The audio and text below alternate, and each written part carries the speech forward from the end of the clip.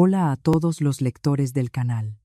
Al volver del trabajo, abrí la puerta y vi a mi esposa meciendo al bebé con un brazo mientras removía la cena con el otro. Mis padres y mi hermano mayor estaban sentados en el sofá, mirando la televisión y desplazándose por el móvil. En ese mismo instante dije: a partir de mañana, vosotros tres os marcháis. Inmediatamente, me llamo Alejandro García Montoya. Tengo 38 años. Soy jefe de proyectos en una empresa constructora en Valencia. Durante todo el año salgo temprano y vuelvo tarde. Estoy acostumbrado al polvo de las obras, al sonido del taladro, al chirrido del metal, acostumbrado a cargar con todo yo solo, sin quejarme de nada. La gente suele decir que soy de esos hombres que hablan poco, que son reservados y capaces de aguantar cualquier cosa. No se equivocan. Desde pequeño siempre creí que la familia es ese lugar donde hay que ceder un poco, buscar el compromiso, aguantar en detrimento propio. Y no pasa nada por eso. Lo importante es que en casa haya paz y que los seres queridos sean felices. Da igual si estoy cansado, yo resisto. Mi esposa se llama Ana Belén. Es 5 años más joven que yo. Ana antes trabajaba como maestra en un colegio de infantil. Por naturaleza es muy suave, tranquila, siempre habla en voz baja, como si tuviera miedo de molestar a alguien. Con el nacimiento de nuestro hijo, se cogió la baja maternal. Nuestro pequeño tiene apenas 8 meses. Ahora atraviesa una etapa difícil. Con frecuencia tiene rabietas.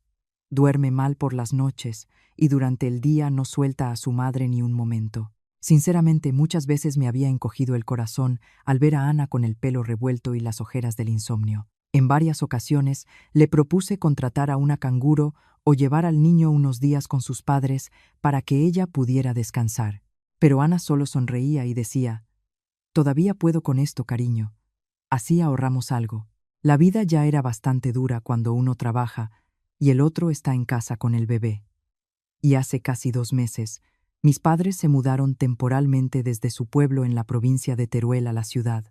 Con ellos vino también mi hermano mayor Pablo, que llevaba varios meses sin trabajo.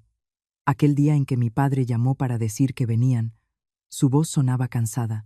Dijo que en el pueblo se aburría mucho y que de paso traían a Pablo para que buscara contactos para trabajar. No pude negarme.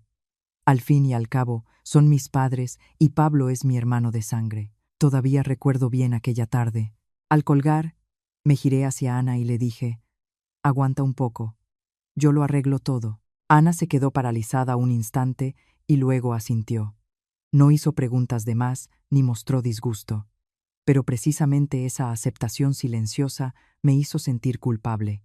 Yo mejor que nadie entendía que la llegada de 3 adultos más a casa no iba a ser fácil. Habría que cocinar más, lavar más, limpiar más. Por no mencionar que un bebé pequeño necesita silencio. Pero seguía consolándome. Será cosa de un par de semanas. Al fin y al cabo, somos una familia. Ya se irá acomodando todo, ya se arreglará. Lástima que la vida no resultó tan sencilla como yo pensaba. Desde los primeros días noté algo extraño. En casa se instaló el desorden. Una montaña de platos en el fregadero se convirtió en algo habitual. La ropa quitada quedaba colgada en el respaldo de las sillas. La comida en la mesa podía enfriarse hasta estar helada y nadie se molestaba en calentarla. Cada vez que volvía del trabajo, Ana sonreía y decía que todo estaba bien, que el niño había estado muy caprichoso hoy, que mamá estaba un poco cansada, que Pablo acababa de llegar de la calle y no había tenido tiempo de recoger. Pero un hombre puede ser lento en muchas cosas, menos en notar cómo su mujer se va apagando ante sus ojos. Seguí intentando aguantar. Pensé que quizás aún no se habían adaptado a la vida en la ciudad. En un par de días todo se arreglaría. Pensé que Ana era trabajadora y hacendosa y que podría con la carga adicional. Pensé que mis padres ya tenían cierta edad y que podían descansar un poco, que no pasaría nada. Precisamente, esos pensamientos del estilo bueno, da igual me llevaron a aquella tarde que todavía recuerdo con un escalofrío. Ese día salí del trabajo antes de lo habitual. Habían pospuesto la reunión con los socios. Además, de repente empezó a llover y soltaron a todo el mundo antes. De camino a casa me paré en el mercado. Compré algo de fruta y un tarro de buena papilla para el bebé. Por la mañana, antes de salir, Había notado que Ana tenía cara de cansancio, más pálida de lo normal. Durante todo el trayecto de vuelta esperaba llegar cuanto antes para ayudarla a coger al niño en brazos y que ella pudiera comer la cena caliente tranquilamente. Pero ya parado frente a la puerta, oí el llanto del bebé, agudo, entrecortado, casi ronco. Ese llanto que cualquier padre reconoce de inmediato. El niño llevaba llorando mucho rato. Abrí la puerta deprisa y me quedé paralizado por lo que vi. En la cocina, Ana sujetaba a nuestro hijo con un brazo, mientras con el otro removía la sopa en la olla que hervía. El pelo pegado a la frente por el sudor, la camiseta mojada por las lágrimas del bebé, la cara roja, tanto por el calor como por el esfuerzo. El pequeño lloraba sin parar en sus brazos, pataleando. Su carita se había puesto morada del llanto prolongado.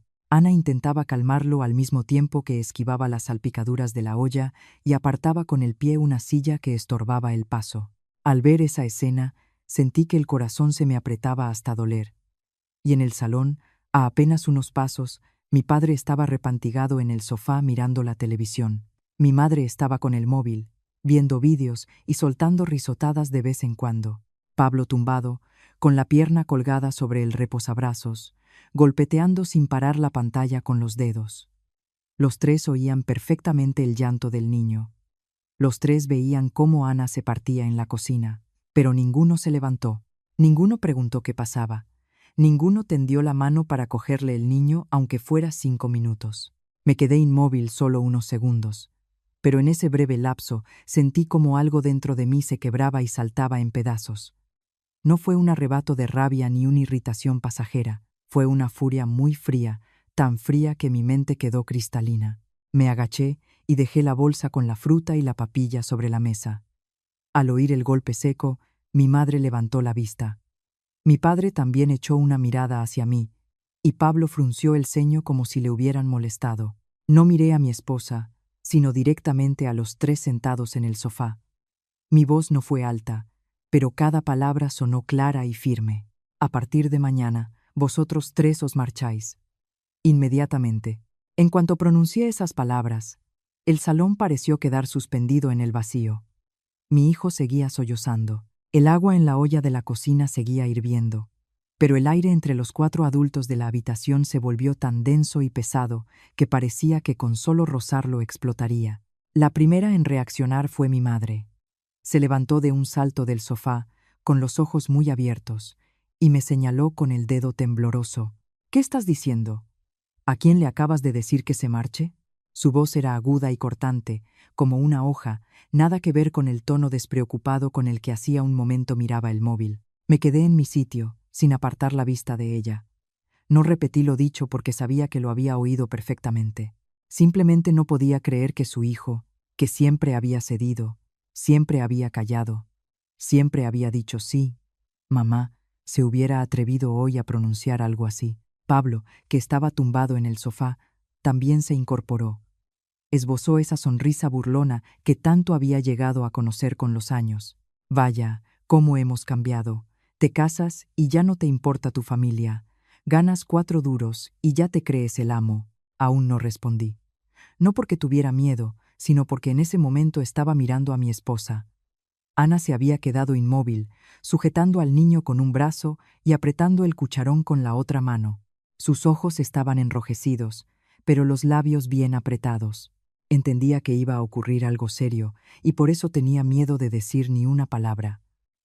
Cuanto más la miraba, más silenciosa y peligrosa se volvía mi rabia. Mi padre golpeó la mesa con la palma con fuerza, haciendo tintinear el vaso de cristal. Rugió, y cada una de sus palabras fue pesada como un martillo.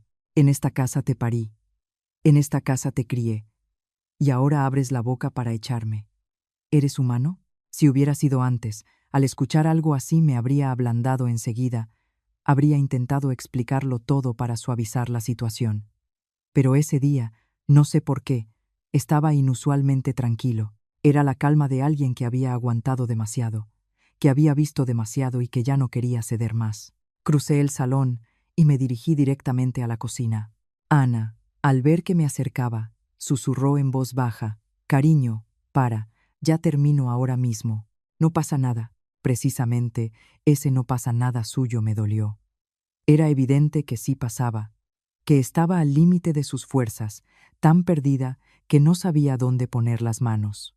Y aún así seguía diciendo no pasa nada, simplemente por miedo a ponerme en una situación incómoda delante de mi familia. No respondí nada. Con cuidado le tomé al niño de los brazos. El pequeño, en cuanto llegó a los míos, seguía sollozando. Su carita estaba roja y el cuello empapado de sudor. Le di unos golpecitos suaves en la espalda y girándome hacia Ana, dije en voz muy baja, «Descansa, yo me encargo». Solo 3 palabras, pero los ojos de mi esposa se llenaron de lágrimas al instante. Se dio la vuelta, probablemente para que nadie lo viera. Pero mi madre no dejó pasar el momento. Dio un paso adelante y me dijo en voz alta a la espalda, «Es la nuera. Hacer eso es su obligación». ¿En qué casa la nuera no cocina y se queda plantada como una estatua? Al escuchar eso, me giré despacio. No grité. Simplemente la miré directamente a los ojos y dije lento y claro, nadie va a convertir a mi esposa en una criada. Supongo que yo mismo no esperaba decirle algo así a mis padres a la cara. Mi madre se quedó paralizada un instante y luego su cara se torció de dolor, como si la hubieran insultado a ella en esta casa. ¿A quién has llamado criada? Tu padre y yo hemos venido aquí a vivir una temporada. Si ella cocina un par de veces, ¿acaso se va a morir?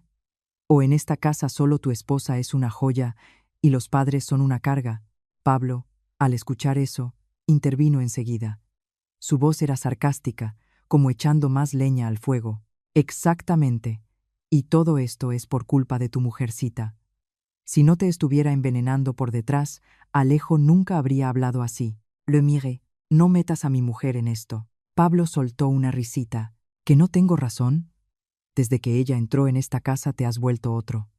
Antes hacías caso a lo que te decían, y ahora has aprendido a ponerte de punta con los tuyos. Un hombre al que maneja una mujer es una vergüenza. Esas últimas palabras las pronunció con especial énfasis. Si hubiera sido antes, probablemente me habría callado para evitar la pelea, pero ese día cada una de sus palabras me mostraba con más claridad su verdadero rostro, ese que tanto tiempo había intentado no ver, engañándome a mí mismo, diciéndome que eran tonterías. Con el niño en brazos me giré hacia los 3. Nadie me ha envenenado. Yo mismo veo todo, yo mismo lo escucho todo, y yo mismo sé dónde está el límite. Mi padre entornó los ojos. ¿Qué límite? ¿Estás hablando con tus padres? Asentí. Sí, lo sé. Precisamente porque estoy hablando con mis padres, todavía estoy aquí y lo explico. Si fuerais personas ajenas, ya haría tiempo que no estaríais en esta casa. Esa frase lo silenció durante unos segundos. Mi madre fue la primera en reponerse. Su voz se fue volviendo cada vez más cáustica. No paras de decir en esta casa, como si viviéramos de tu dinero. ¿Qué hay en esta casa que sea tuyo personalmente? ¿Por qué actúas como el dueño? Pablo lo aprovechó de inmediato.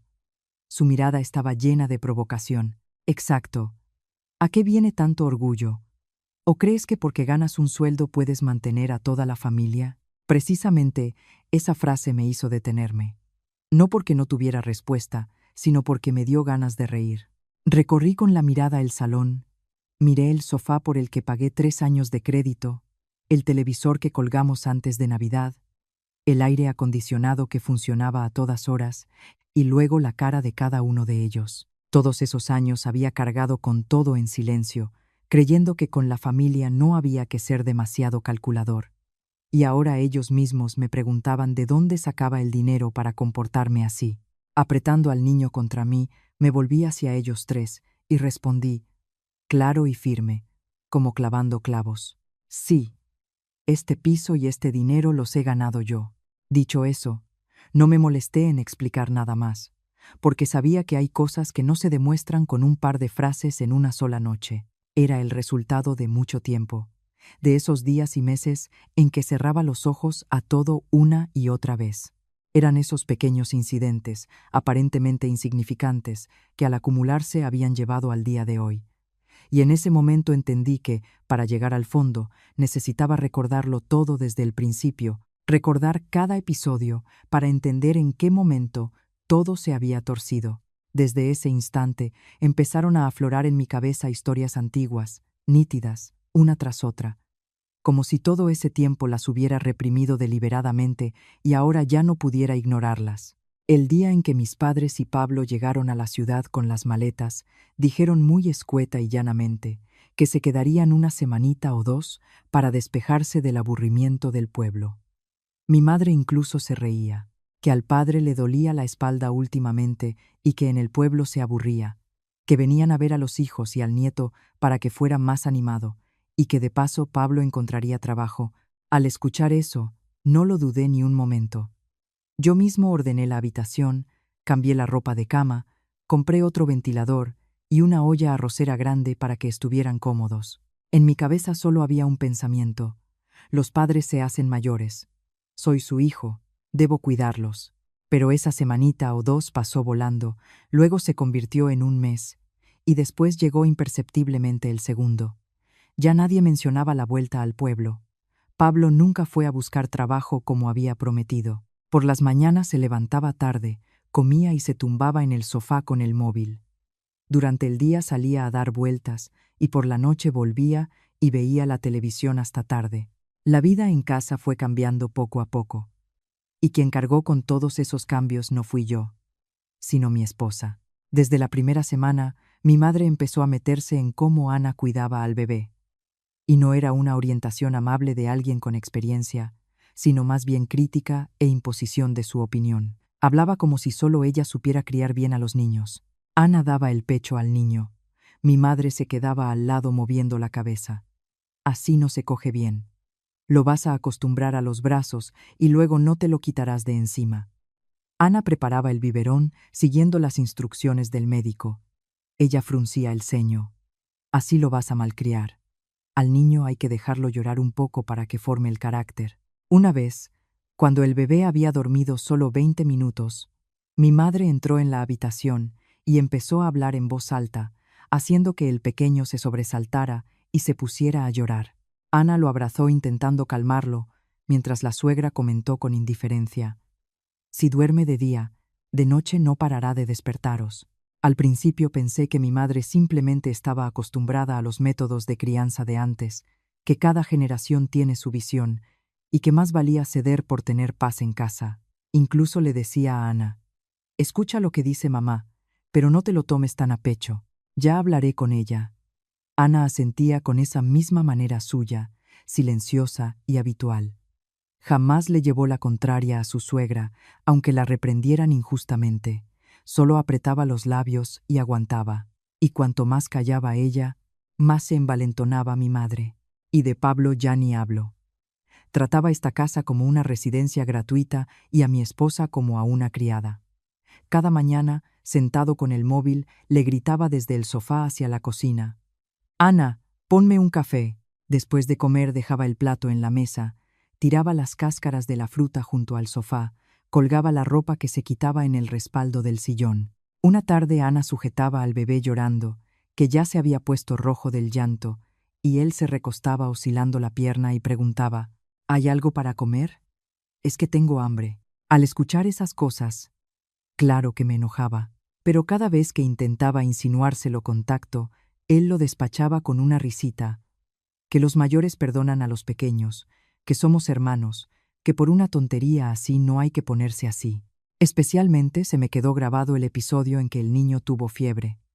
Ese día el pequeño tenía mucha temperatura desde la tarde, bajaba un rato y volvía a subir. Ana no durmió en toda la noche, abrazando al niño, haciéndole compresas, dándole medicación. Y yo ese día tenía que estar muy temprano en la obra. Pude acompañar a Ana solo hasta la medianoche. Luego, al tumbarme a su lado, me quedé dormido. A las 5 de la mañana, Ana ya tuvo que levantarse a preparar el desayuno, porque mi madre no comía nada de fuera. Mi padre tenía costumbre de tomar el té a su hora, y Pablo, nada más abrir los ojos, ya preguntaba si había fideos o algo parecido. Entré en la cocina y vi a mi esposa con enormes ojeras. Las manos le temblaban de cansancio, pero aún así estaba de pie junto a la olla que hervía. No había terminado de compadecerme de ella cuando salió mi madre de la habitación. Miró al nieto dormido en la hamaca y soltó una frase que me heló por dentro. No puedes ni con un hijo. Lo has tenido así, ardiendo de fiebre. Ana, al escuchar eso, solo bajó la cabeza. Yo estaba allí de pie sintiendo que se me cerraba la garganta. Ese día por primera vez me expresé claramente con mis padres. Dije, mamá, no culpes a Ana. Nadie quiere que el niño enferme. No ha dormido en toda la noche. Pero antes de que terminara, mi padre me cortó bruscamente con irritación en la voz. Defiendes demasiado a tu mujer. Una mujer cría a un hijo, y si se queja por una tontería así, ¿qué va a hacer de ella? Esas palabras me hicieron callar. Una vez más elegí el silencio, porque en la cabeza seguía anclada aquella vieja idea de que somos familia y que si discutimos solo irá a peor. Lo malo fue que cuanto más aguantaba, más lejos llegaba todo. Poco a poco, de ayudar a cocinar, Ana quedó sin que nadie lo dijera explícitamente como responsable de todas las tareas del hogar. 3 veces al día cocinar, ir al mercado, fregar, coser, limpiar, una montaña de ropa de toda la familia en el cesto. Mi madre solo dejaba caer. Ya que estás lavando, mete esto también. Los sábanas sucias, las toallas, los tazones del café, nadie movía un dedo porque todos sabían que Ana lo haría. Una vez, al volver del trabajo, encontré a mi esposa sentada en el suelo del baño fregando la camisa de Pablo a mano, porque él había dicho que el lavado a mano le quedaba mejor que el de la lavadora. Al verme en el umbral, Ana se sobresaltó y me sonrió con culpabilidad. Acabo esto ahora mismo y salgo. Esa sonrisa todavía me persigue. No era la sonrisa de una esposa feliz, sino la de alguien que intenta ocultar su cansancio para no poner al marido en un aprieto delante de su familia. Pero lo que más me atormentaba era que Ana no se quejó ni una sola vez, no habló mal de su suegra, no reprendió a su cuñado, no dijo lo mucho que le dolía, simplemente hacía en silencio, aguantaba en silencio, se retiraba a la habitación con el niño y se secaba las lágrimas cuando nadie miraba. Y precisamente ese silencio suyo me herían en lo más hondo, porque las mujeres que no se quejan suelen aguantar demasiado. Empecé a comprender que aquello ya no eran simples roces cotidianos. No era una diferencia de estilos de vida que pudiera soportarse. Era la transformación lenta, pero segura de mi esposa en una sombra dentro de su propia casa. Y si seguía pensando que la familia estaba por encima de todo, si seguía mirando para otro lado, tarde o temprano llegaría el momento en que no se rompería yo, sino Ana. Y como temía, cuando alguien en casa se acostumbra a echar todo el peso sobre otro, en cuanto alguien amenaza ese privilegio, nunca reconoce su culpa. Empieza a buscar al culpable, y la presa más fácil ante sus ojos siempre había sido Ana. Mi madre habló primero. Ya no me miraba a mí. Se giró bruscamente hacia mi esposa. Su mirada estaba cargada de veneno y odio, como si en todos los problemas de hoy fuera culpable Ana. Tirando de los hilos desde detrás, le señaló con el dedo. Su voz se volvió estridente. ¿Eres tú quien le ha puesto en contra? Claro. Desde que entraste en esta casa, no ha habido un día de paz. Desde el principio vi que no eras tan simple como aparentabas. Ana, al escuchar eso, palideció. Sacudió la cabeza. Sus manos apretaron tanto el dobladillo del vestido que la tela quedó arrugada. No he dicho nada. No le he dicho nada a Alejandro. Su voz era tan tenue y apagada. El niño en mis brazos, al notar la tensión, se puso a gimotear de nuevo. Ana quiso acercarse a cogerlo, pero la mirada de mi madre la clavó en el sitio. Veía claramente cómo temblaban los hombros de mi esposa. Era el temblor de alguien que ha aguantado tanto que ya no le quedaba ni la seguridad suficiente para defenderse. Pablo, sentado al lado, aprovechó la ocasión enseguida. Sonrió con cara de saberlo todo. Sí, Alejo, defiéndela. Venga. Esas mujeres no son tan simples. Por fuera calladas, por dentro calculadoras. No te va a incitar directamente. Llorará, se quejará, se hará la víctima para que tú solo te eches encima de los tuyos. Mientras decía eso, miró a Ana de reojo.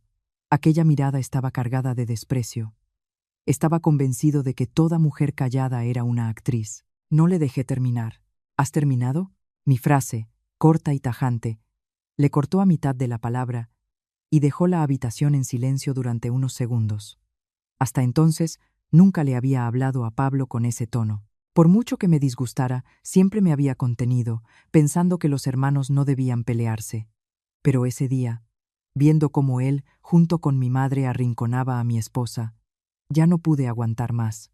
Pablo se quedó paralizado un momento y luego torció los labios. Que no tengo razón. A las de su tipo las veo de lejos. Cuanto más callada es una mujer, más peligrosa. Le miré directamente a los ojos. No juzgues a los demás por ti mismo. Cómo vives tú es cosa tuya, pero mi esposa no es alguien de quien puedas hablar como te venga en gana. Quizás precisamente el hecho de que me pusiera abiertamente del lado de Ana les hirió en el amor propio, y todo estalló. Mi padre, que hasta entonces había permanecido callado, se apoyó en los brazos y se puso de pie. Su cara se había puesto roja oscuro, las mandíbulas apretadas. Me señaló con el dedo. Su voz estaba cargada de cólera y frialdad. Si hoy la eliges a ella, puedes dejar de llamarme padre. Esa frase cayó en el centro de la habitación como un martillazo. Ana se estremeció, con los ojos muy abiertos mirándome. Mi madre, a su lado, exhaló aliviada, como si papá hubiera dicho exactamente lo que ella quería. Y Pablo estaba sentado con una sonrisa, esperando ver si agachaba la cabeza como siempre o no. Me quedé inmóvil. Honestamente, por un breve instante, el corazón se me encogió. Nadie puede escuchar "puedes dejar de llamarme padre" sin sentir dolor. Por mucho que digas, frente a mí estaba el hombre al que había llamado padre tantos años. Pero ese dolor fue pasajero, porque inmediatamente después vi a Ana apoyada contra los muebles de cocina, con los ojos enrojecidos y los nudillos blancos de tensión.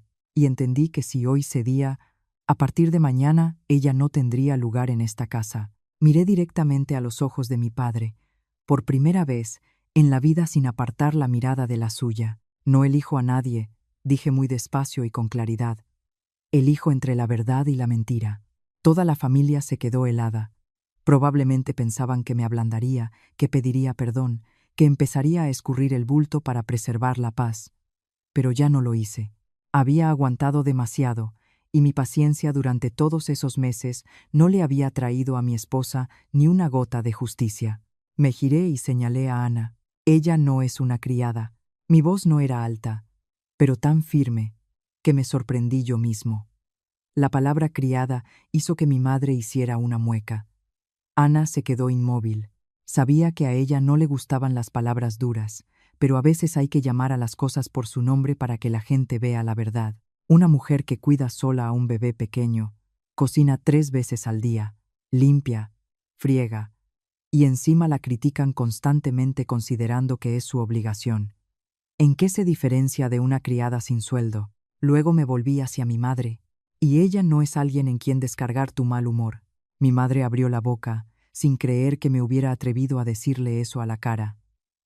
Se atascó unos segundos antes de poder decir: ¿cómo te atreves a hablarle así a tu madre? No me eché atrás. No soy un maleducado. Digo la verdad.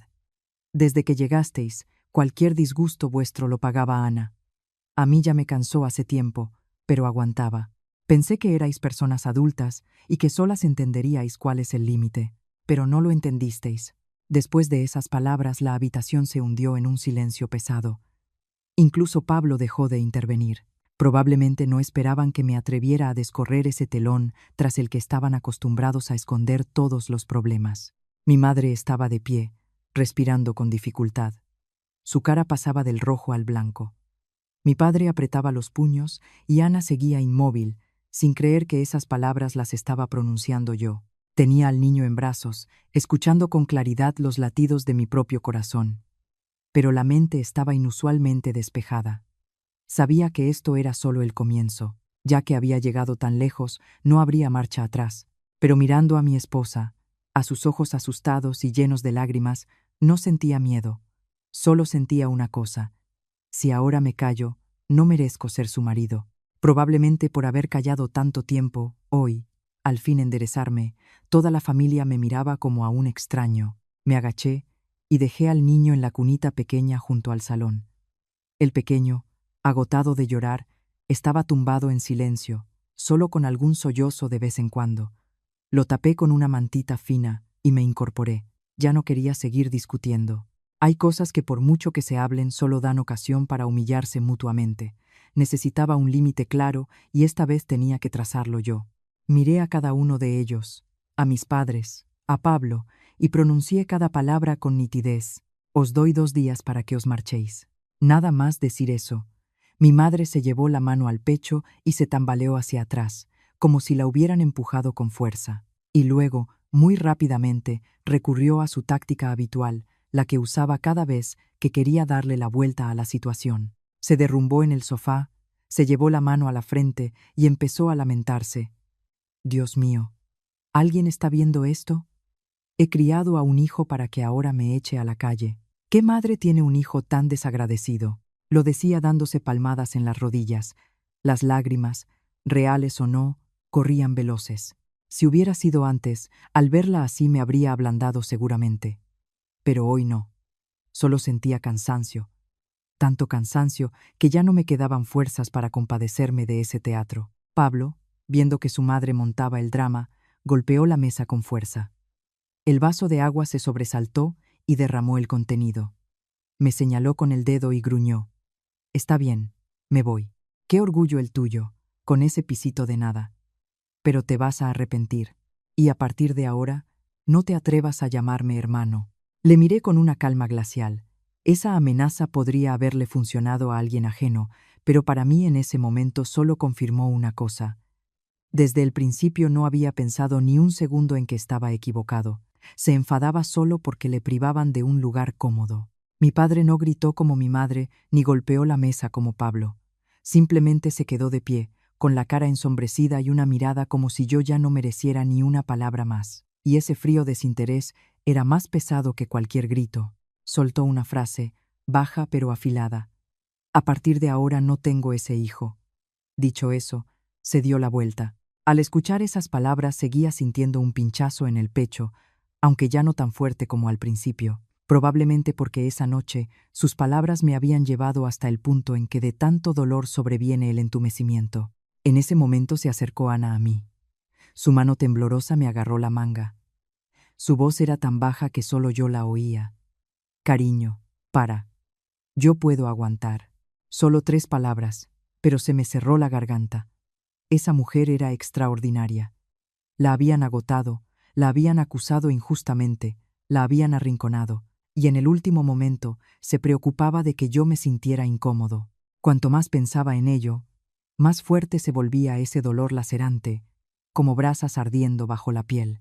Me giré hacia Ana. Ella levantó los ojos hacia mí, enrojecidos. Los labios le temblaban. Sabía que tenía miedo, miedo de que nuestra familia se deshiciera, de que me llamaran desagradecido, de que después de ese día ya nada fuera como antes. Pero lo que me dolía aún más era que en ese miedo se ponía ella en el último lugar. La miré directamente a los ojos y por primera vez dije con una resolución que me sorprendió: «Pues yo no puedo». Ana se quedó paralizada. Probablemente no esperaba que lo dijera tan directamente, delante de toda la familia. Con cuidado le puse la mano en el hombro, acercándola hacia mí, como diciéndole a todos en esa casa que a partir de ese momento no permitiría que nadie la hiciera daño. Luego me incliné y le susurré, para que solo lo oyéramos nosotros dos: «Perdóname por haberte hecho aguantar todo esto hasta hoy». Nada más decir eso, vi cómo los ojos de Ana se llenaban de lágrimas. Se apartó, pero yo sabía que lo había escuchado. Después de eso nadie dijo nada más que tuviera sentido humano. Mi madre siguió sollozando, lanzando de vez en cuando reproches entrecortados. Pablo se fue a su habitación y cerró la puerta de golpe, haciéndole saber a todos lo enfadado que estaba. Mi padre se sentó en silencio en el sofá, encendió la televisión, pero bajó mucho el volumen, como si el silencio en la casa fuera todavía más insoportable que la pelea. Y yo llevé al niño a la habitación para que Ana pudiera lavarse la cara y comer aunque fuera un par de cucharadas de la cena ya fría. Durante toda la cena nadie habló con nadie, nadie miró a nadie. Un ambiente pesado había cubierto toda la casa. Parecía que incluso un suspiro fuerte podría destrozarlo todo de nuevo. La noche llegó despacio. Me tumbé un rato con el niño y luego salí al salón a beber agua. Mis padres ya estaban en su habitación. La puerta de la de Pablo también estaba cerrada. En la casa reinaba un silencio de muerte, pero ese silencio no era tranquilidad. Era el silencio de la calma que precede a la tormenta. Volví a la habitación y vi que Ana, abrazando al niño, se había quedado dormida del agotamiento. Su cara, inclinada bajo la luz del flexo de noche, parecía aún más demacrada que unos meses antes. Los estuve mirando largo rato, sintiéndome a la vez compasivo y culpable. No sé por qué, pero en ese momento tomé el móvil y abrí la aplicación del banco. Quizás porque las palabras de Pablo durante el día seguían dando vueltas en mi cabeza, quizás porque por primera vez quería mirar la verdad a la cara, incluida la económica, ese asunto en el que siempre había pensado que entre familia no hay que ser demasiado calculador. Empecé a repasar el historial de transacciones. Al principio solo para distraerme, pero cuanto más miraba, más se me iba deteniendo la vista. Había varios cargos en días muy extraños. Al principio pensé que me había equivocado, porque las cantidades por separado no eran enormes. Pero cuando pasé más páginas hacia atrás y luego retrocedí otro mes, el corazón se me aceleró.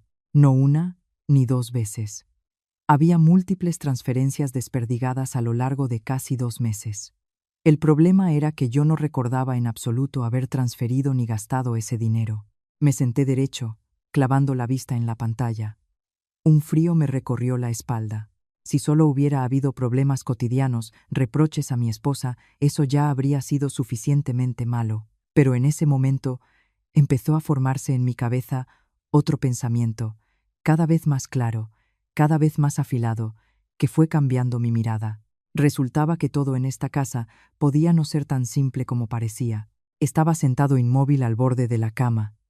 El teléfono seguía iluminado en mi mano y los ojos clavados en la pantalla, como si temiera que si parpadeaba, las cifras desaparecerían. A mi lado, agotados, dormían Ana y el niño. Su respiración acompasada bajo la luz de la lamparilla de noche debería haberme tranquilizado. Pero esa noche solo intensificaba el frío interior, porque en ese pequeño cuarto silencioso acababa de comprender algo en lo que nunca habría creído de no haberlo visto con mis propios ojos. Abrí de nuevo la aplicación del banco y repasé despacio las transacciones de los 2 últimos meses. Al principio intenté convencerme de que quizás por el trabajo había olvidado algún pago, pero cuanto más avanzaba, más se me hacía pesada el alma. No eran una o dos cantidades menores, sino 7 transferencias, cada una de varios miles a varias decenas de miles de euros. En total la suma se acercaba a los 5.000 euros, pero lo que me heló fue que los nombres de los destinatarios eran totalmente desconocidos. Ni amigos, ni socios de trabajo, ni ningún pariente de ninguno de los dos. Desplacé hacia arriba para ver con atención la fecha y la hora de cada transacción.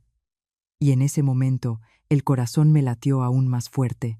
Todas las transferencias se habían hecho exactamente en las horas en que yo no tenía el móvil en la mano, una por la mañana, cuando estaba en la obra revisando el avance de los trabajos, otra en mitad de una reunión con los socios, una tercera cuando me estaba duchando rápidamente en casa para irme a firmar un contrato. El teléfono normalmente estaba sobre la mesa o en la mesilla de noche. Semejante coincidencia ya no podía ser casual. Se parecía a que alguien había estado esperando con mucho cuidado los momentos en que yo era descuidado. Estuve sentado en silencio un rato y luego me afloró en la cabeza un pequeño detalle al que antes no había dado importancia. Últimamente mi madre me había pedido el código del teléfono varias veces. Una vez lo dijo muy naturalmente: «Oye, que mamá quiere ver las fotos del nieto. Me tiemblan las manos y no puedo pulsar bien». Otra vez cogió mi teléfono y preguntó: «¿Qué números son? Es que no veo bien». En aquel momento no le di importancia.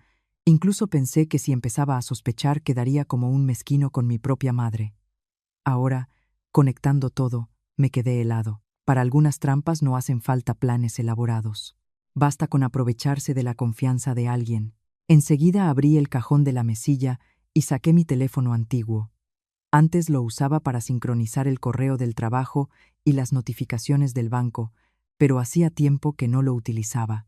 Lo encendí y al cabo de unos minutos pude entrar en el buzón de correo. Y, por supuesto, en las carpetas de spam y de sincronizados había guardados varios correos con códigos de confirmación. Muchos habían sido borrados del teléfono principal, pero en la sincronización retrasada aquí quedaban. Fui abriendo cada correo, comparándolo con la hora de la transacción en la aplicación del banco. Y cuanto más miraba, más frío se me ponían las manos. No era un error mío ni un fallo del sistema. Alguien había usado mi teléfono para obtener el código y luego había borrado los rastros. Apretaba tanto el teléfono viejo que los nudillos se me pusieron blancos. Si simplemente hubieran pedido, si simplemente lo hubieran tomado prestado, podían habérmelo dicho directamente. Pero no, eligieron ir sacando dinero a escondidas, como de un monedero sin fondo. Eso ya no eran relaciones familiares. Era aprovechamiento, cálculo, tratar mi confianza como algo obvio que podía pisotearse. Pero no me detuve ahí. En la cabeza solo tenía un pensamiento. Tenía que verlo con mis propios ojos. Tenía que tener la prueba para entender con quién vivía, con familia o con quienes solo esperaban mi descuido para morderte. Recordé la minicámara instalada en el rincón del salón. En un principio la había puesto cuando durante un tiempo tuvimos una asistenta que luego se fue. Me preocupaba el niño y quise tomar precauciones. Durante los últimos meses había olvidado por completo que existía.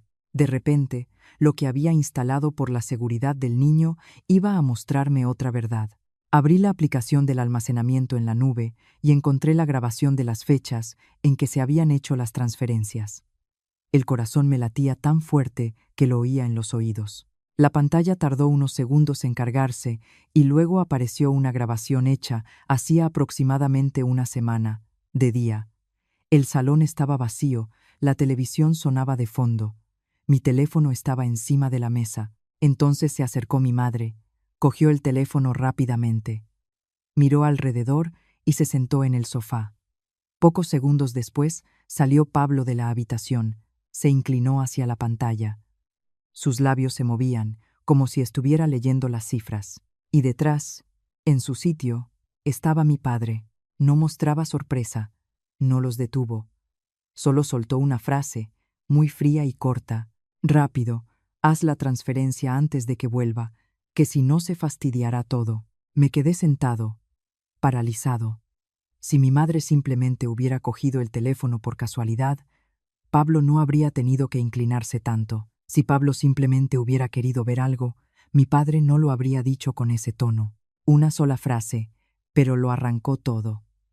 No fue un robo espontáneo. Fue una conspiración con roles repartidos, calculada.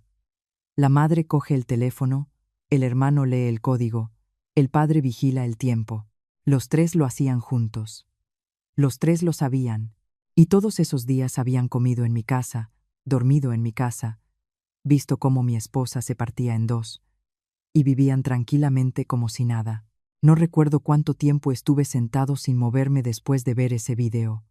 Solo sabía que en mi cabeza todo se había aclarado de golpe con una nitidez aterradora. No solo consideraban a Ana una criada en esta casa. No solo me veían como un hijo y hermano que debía cargar con todo. A sus ojos esta casa era un monedero, y yo una tarjeta bancaria andante. ¿Necesitas? Toma. ¿No alcanza? Saca más. No hace falta pedir. No hace falta respetar. No hace falta pensar en lo que me ha costado todo. Pasado un largo rato me recosté en el respaldo de la silla y solté una risita. Tenue, sin fuerza, pero tan fría que me pareció ajena. Miré la pantalla apagada del teléfono y me dije entre dientes, filtrando las palabras, bien, si queréis llegar tan lejos, ya no tengo por qué dejaros ninguna salida. A la mañana siguiente me levanté a la hora de siempre. Me lavé los dientes, me vestí, engullí un par de rebanadas de pan y, cogiendo las llaves del coche, salí. Mi cara era impenetrable, como si la noche anterior no hubiera pasado nada. No mencioné el dinero, no hice ninguna pregunta sobre las extrañas transacciones. No miré a mis padres ni a Pablo más de lo habitual. Sabía perfectamente que para resolver todo de una vez no podía precipitarse con personas acostumbradas a usar a otros. Solo cuando creen que todavía no han sido descubiertos, siguen mostrando su verdadera cara. Antes de salir, dejé intencionadamente sobre la mesa del salón mi cartera. Dentro solo había unos pocos billetes sueltos y una tarjeta bancaria de reserva que ya había bloqueado la noche anterior. Lo hice todo muy naturalmente, como si fuera un hábito descuidado. Hasta al marcharme, procuré mantener la mirada tranquila. Pero por dentro todo estaba tenso como una cuerda. Quería comprobar una vez más hasta dónde podían llegar. No había pasado ni una hora desde que me fui cuando el móvil vibró con una notificación de movimiento de la cámara. Estaba sentado en el coche en el aparcamiento cerca de la obra y lo abrí enseguida. La imagen era muy nítida.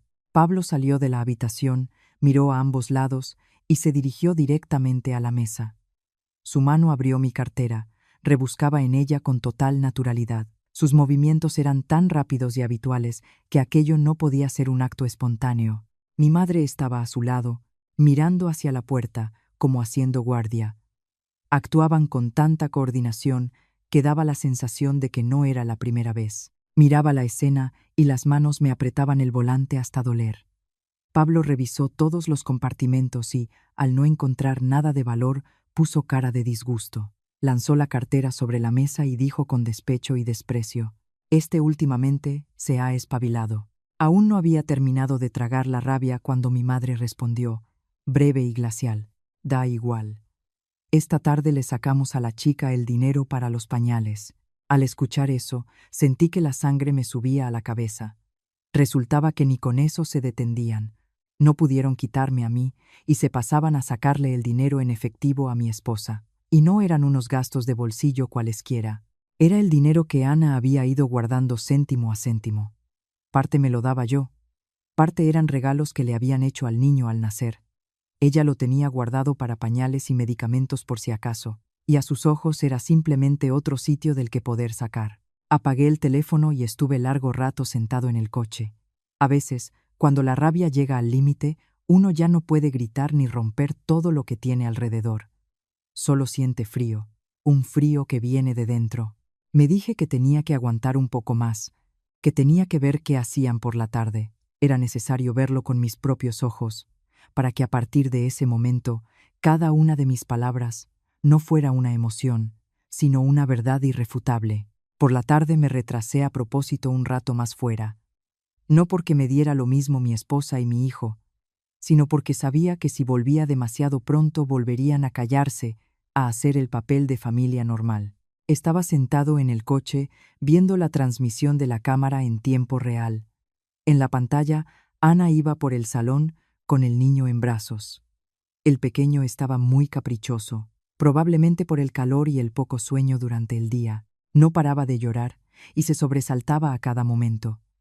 La cara de mi esposa era la del agotamiento total. El pelo recogido en un moño descuidado se le escapaba por todos lados. Con un brazo abrazaba al niño, con el otro lo calmaba, inclinándose de vez en cuando para recoger el trapito o el biberón. Solo con mirar eso se me cerraba la garganta. En ese momento salió mi madre de la habitación. En la mano tenía algún papel. Se acercó directamente a Ana. Su voz no era alta, pero sí muy cortante. «Dame 50 euros. Tu padre necesita pagar la medicación. Ya están esperando en la farmacia». Ana, con el niño en brazos, se quedó paralizada un instante. Miró el papel, luego a su suegra. En su cara se reflejó el desconcierto. «Es que... mamá, ese es el dinero del niño». Antes de que pudiera terminar, Pablo, que estaba en el sofá, golpeó la mesa con fuerza. «¿Qué dinero del niño ni qué niño? Te llevamos meses alimentando en esta casa. ¿No es suficiente?» Su voz era brusca y arrogante, como si mi esposa le debiera algo a él, y no al revés. Ana apretó al niño contra sí, intentando hablar bajo. «No es eso lo que quería decir. Pero es por si el niño se pone enfermo». Mi madre la cortó enseguida. Su voz se volvió estridente y cortante. «Una mujer que acapara el dinero no respeta a su marido. Ha tenido un hijo y ya se cree una reina. ¿Quién paga en esta casa la comida, la luz, el agua? Y cuando se necesita algo, ¿qué? ¿Ya pone cara larga?» Estaba sentado en el coche y el pecho me subía y bajaba pesadamente. Mi esposa, con el niño en brazos, estaba hecha un manojo de nervios. El pequeño, al escuchar el grito, se sobresaltó y empezó a llorar todavía más fuerte. Ana, en pánico, le empezó a dar palmaditas en la espalda. Las lágrimas le rodaban por las mejillas, pero seguía intentando contenerse, retrocediendo paso a paso, como si tuviera miedo de que si los tocaba, fuera todavía peor. Cuando la arrinconaron contra el sofá, solo pudo sacar una frase, bajita y llena de dolor. «Mamá, por favor, no me presiones ahora». Ya no podía esperar más. Abrí la puerta del coche y me dirigí rápidamente hacia casa. Nada más abrirse la puerta, los tres del salón se giraron. Escuché la última frase de Ana y vi sus ojos enrojecidos, como estaba en mitad de la habitación con el niño en brazos, como un animal acorralado. En un instante desaparecieron los últimos restos de mi dominio. Me acerqué directamente a mi madre y le arranqué el papel de la mano. Ella no tuvo tiempo de reaccionar. Lo rompí en dos ante todos. El sonido del papel rasgándose, corto y seco, silenció la habitación. Mi madre chispeó los ojos. «¿Qué haces?» Tiré los pedazos sobre la mesa. Me acerqué a Ana. Le puse el brazo por los hombros alejándola hacia atrás y miré a cada uno de ellos. Mi voz era tan fría que yo mismo no la reconocí. A partir de este momento, quien toque un solo euro de mi esposa sale de esta casa esa misma noche. Nada más pronunciar esas palabras, el salón pareció bañado en agua helada. Mi madre abrió la boca mirando los dos trozos de papel sobre la mesa, sin poder creer que su hijo, que siempre había aguantado y buscado las palabras adecuadas, se hubiera atrevido hoy a semejante cosa. Y Pablo, como era de esperar, se sintió ofendido. Se levantó de un salto del sofá, con la cara color bermellón y las venas del cuello marcadas, y se vino hacia mí. «Estás cegado por tu mujer, por una mujer. Le faltas al respeto a tu madre». Su dedo estaba casi en mi cara. Si hubiera sido antes, probablemente habría dado un medio paso atrás para evitar el escándalo. Pero esta vez no. Le aparté el brazo bruscamente. El golpe no fue fuerte, pero tan decidido que él se detuvo. Lo miré directamente a los ojos. Mi voz se volvió baja y fría. «No me señales con el dedo. No tienes derecho a eso». Esas palabras dejaron a Pablo paralizado un momento, y luego se puso aún más colorado. Iba a abalanzarse sobre mí de nuevo, pero detrás sonó el grito fuerte de mi padre. «Así le hablas a tu hermano mayor». Era ese mismo grito de siempre, ese que durante años me había hecho callar. Pero hoy ya no me asustaba, no porque me hubiera vuelto más valiente, sino porque había comprendido que detrás de esos gritos ya no quedaba autoridad paterna, solo la costumbre de hacer agachar la cabeza a los demás. No le respondí de inmediato. Saqué el teléfono del bolsillo y lo puse sobre la mesa con un golpe sordo. Mi madre, al ver el teléfono, cambió de cara por un instante, pero enseguida volvió a aparentar indignación. Toqué la pantalla y puse el video que había preparado de antemano. «Ya que papá, mamá y Pablo queréis aclarar las cosas, aclarémonos hoy de todo». La pantalla se iluminó. En la grabación se veía nuestro salón. Mi teléfono sobre la mesa. Mi madre se acerca, lo coge. Unos segundos después sale Pablo de la habitación, se inclina y lee las cifras. Detrás mi padre, con su voz baja y corta: «Rápido, haz la transferencia antes de que vuelva, que si no se fastidiará todo». Solo unos segundos, pero helaron la habitación. Hasta los sollozos de mi hijo en brazos de mi madre se oían más que la respiración de cada uno de los presentes. Mi madre palideció primero. Tartamudeaba. Sus ojos iban de la pantalla del teléfono a mi cara. «No, no, eso no es lo que crees». Mamá solo lo cogió para mirar. Solté una risotada seca, tan amarga que me supo ajena. ¿Y qué debo creer? ¿Que mis padres y mi hermano están haciendo teatro? Dicho eso, sin esperar respuesta, saqué de la carpeta de documentos de trabajo las hojas que había impreso de antemano y las arrojé sobre la mesa. Los extractos bancarios se desperdigaron por la superficie de cristal, cada transacción marcada en rojo.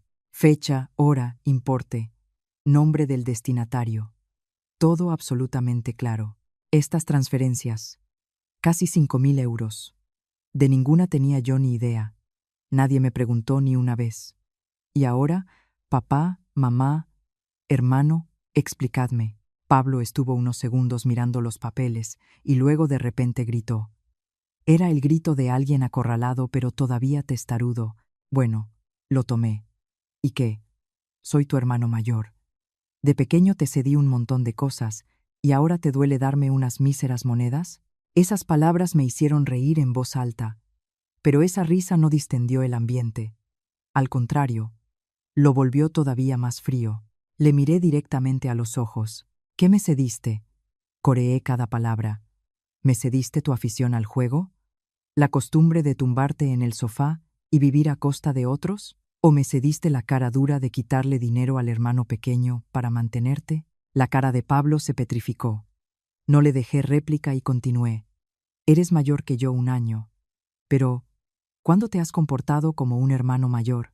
Un hermano mayor de verdad no se queda sentado viendo cómo la cuñada con el bebé llorando en brazos se parte en la cocina para exigirle un café. Un hermano mayor de verdad mucho menos le leerá los códigos del SMS a escondidas para sacarle dinero de la cuenta al hermano pequeño. Mi madre, al escuchar eso, ya no pudo contenerse más. Se lanzó hacia adelante y se puso delante de Pablo, como una gallina protegiendo al pollito. Me señaló con el dedo y brotaron las lágrimas. Eres un malagradecido. Has olvidado tus raíces. Te criaron y ahora te inventas historias para deshonrar a tus propios padres solo porque escuchas a tu mujer. Una vez más, lo desvió todo hacia Ana, como si arrastrándola al asunto todos los pecados de su familia se lavaran solos. Me giré bruscamente hacia mi esposa. Ana estaba en el rincón con el niño en brazos, los ojos enrojecidos, las mejillas mojadas de lágrimas. No había dicho ni una palabra desde el principio. Siempre la misma, callada, dolorida hasta la médula y rendida. La señalé no para echarle la culpa, sino para que toda la familia viera. Ella jamás me ha incitado a nada. Quien me hizo cambiar fuisteis vosotros, con vuestro trato hacia ella. Mi madre quiso replicar, pero la interrumpí. Esta vez mi voz no era alta, pero cada palabra entraba como un clavo. Aguanté porque pensé que éramos familia. Perdoné porque pensé que en una familia hay desacuerdos y todo puede arreglarse, pero desde el momento en que me robasteis el dinero, y luego empezasteis a exigirle a mi esposa el dinero de los pañales del niño, dejamos de ser familia. Hice una pausa, mirando a cada uno. A partir de este momento, solo queda un tipo de relación, la de la víctima y quienes la explotan. Ya nadie supo decir nada. Mi padre se había quedado paralizado junto al sofá, con los labios bien apretados. Mi madre respiraba con dificultad, los ojos muy abiertos, pero sin la autoridad de antes. Y Pablo, el que momentos antes gritaba que era mi hermano, ahora solo rechinaba los dientes mirándome, como si no hubiera esperado que todo se destapara de manera tan descarada y abierta. Toda la casa se hundió en un silencio pesado como una losa. Desde ese momento la atmósfera de la casa cambió bruscamente. Mi madre ya no gritaba, no se peleaba, no golpeaba la mesa como antes. Se había callado, su cara era plomiza. Solo de vez en cuando me lanzaba una mirada rápida y apartaba los ojos. Pablo también dejó de levantarse de un salto y de discutir. Se fue a su habitación, cerró la puerta y casi no salía. Y mi padre estaba sentado en el sofá con la televisión apagada, fumando un cigarro tras otro. Todo el salón olía a tabaco. Si alguien lo hubiera visto desde fuera, podría haber pensado que la tormenta había amainado. Pero solo yo, estando dentro de esa casa, comprendía que precisamente ese silencio era el más aterrador.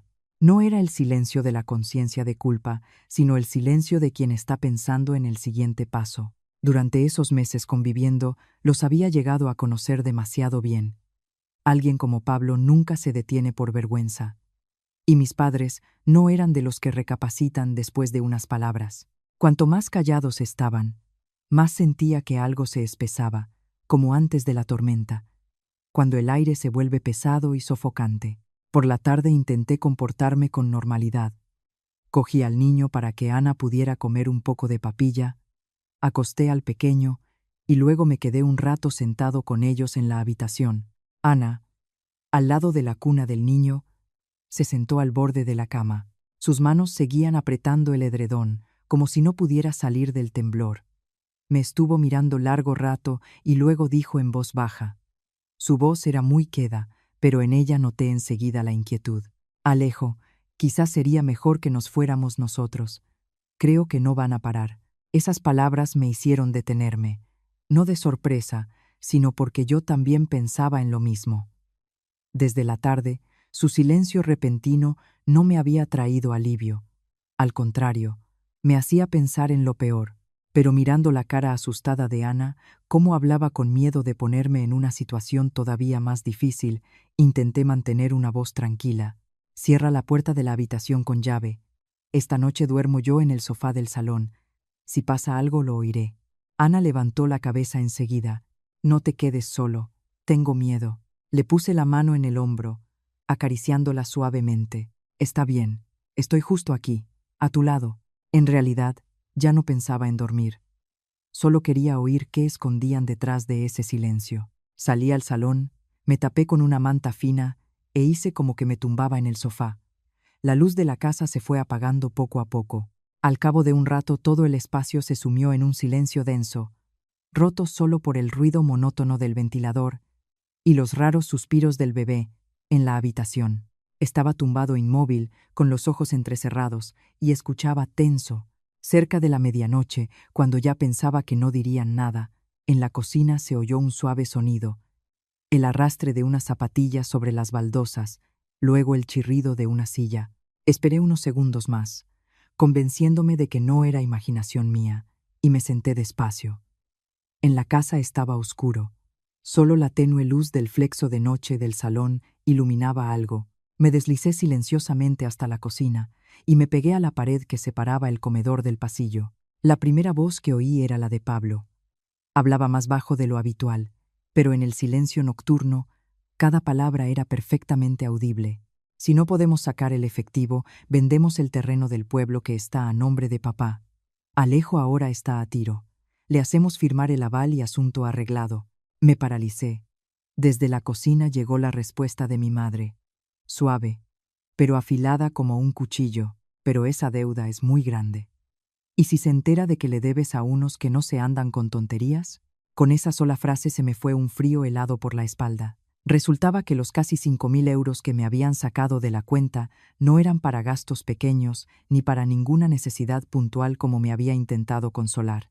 Era solo la punta del iceberg. Debajo se ocultaba un agujero mucho más profundo. Pablo le debía dinero, y no a amigos ni al banco. Le debía a gente peligrosa. Oí cómo apretaba los dientes. En su voz se mezclaban la rabia y el pánico. ¿Y qué hago ahora? Pensé ir cerrando poco a poco con su dinero, pero él lo descubrió demasiado rápido. Ya llaman todos los días. Como no encuentre el dinero, me rompen los brazos. Mi madre exhaló pesadamente. Casi podía verle la cara en ese momento, aunque estuviera en la oscuridad. Ya no era el instinto materno ciego, sino el miedo. Miedo de que a su hijo de verdad lo sacaran a la calle y lo dejaran mal. Miedo de que los vecinos se enteraran. Miedo de quedar en ridículo. Pero en todos esos miedos no había ni una gota de preocupación por mí o por lo que pudieran sufrir mi esposa y mi hijo. Luego sonó la voz de mi padre, lenta, grave y tan fría que se me puso la piel de gallina. Es su hermano. Tiene que salvarlo. En el peor caso, hacemos que Ana entregue los documentos del piso como garantía. Son jóvenes. Ya ganarán más. Me quedé clavado detrás de la pared. Ese piso era el mayor logro de mi vida. Era el dinero que había ido ahorrando céntimo a céntimo durante años. Eran las obras donde había tragado polvo, empapado bajo la lluvia, sin dormir por las noches. Eran las tardes en que Ana y el niño esperaban mi vuelta tardía. Eran las incontables veces que nos habíamos negado compras, vacaciones, para ahorrar. Lo compré no para presumir, lo compré para que mi esposa y mi hijo tuvieran un techo estable, para no ir de piso en piso alquilado, para no recoger las cosas a medianoche porque el casero había subido el precio. Y a ojos de mi padre era simplemente algo que podía cambiarse por las deudas del hijo mayor. Y la frase son, jóvenes, ya ganarán más sonaba tan ligera, como si hablara de un sofá viejo, no del hogar de toda una familia. Seguí escuchando, y en el pecho me pesaba una losa. Mi madre bajó la voz, pero es que Ana guarda los documentos con mucho cuidado. Mi padre respondió sin vacilar, la obligamos. Si no quiere por las buenas, será por las malas. Lo primero es salvar a Pablo. Si no quiere por las buenas, será por las malas. Esas 4 palabras se me clavaron en la cabeza como un cuchillo. Resultaba que su silencio de esa tarde no era arrepentimiento, sino que estaban sentados tramando cómo meterme en un callejón todavía más sin salida. Ya no seguí escuchando. Tenía miedo de que si me quedaba un minuto más, no aguantaría y irrumpiría en la cocina en ese momento. Volví silenciosamente al sofá. Me tumbé como si nada hubiera pasado, pero el corazón me latía tan fuerte que dolía. Miraba el techo oscuro. Las manos bajo la manta estaban tan apretadas que los nudillos me blanquearon. Por primera vez en la vida, comprendí una verdad cruel. No querían solo vivir a mi costa. Querían chupármelo todo: dinero, fuerzas, paciencia, e incluso el techo de mi esposa y de mi hijo. Estaban dispuestos a tirarlo al fango con tal de salvar a su hijo de verdad. Estuve así hasta el amanecer, sin pegar ojo ni un minuto. Y en esa larga noche oscura entendí con claridad una sola cosa. Si esta vez mostraba blandura, quien pagaría ya no sería solo yo, sino Ana, mi hijo, esa pequeña familia que intentaba proteger con todas mis fuerzas. Esto lo entendí perfectamente antes del amanecer. Por eso a la mañana siguiente ya no pensaba seguir esperando. Decidí decirlo yo mismo todo directamente, cortar de raíz su intento de arrastrar a mi esposa y a mi hijo al pozo de las deudas de Pablo. Pero a veces la vida es extraña. A veces todavía no has tenido tiempo de golpear y tu adversario ya se ha apresurado a tender la trampa.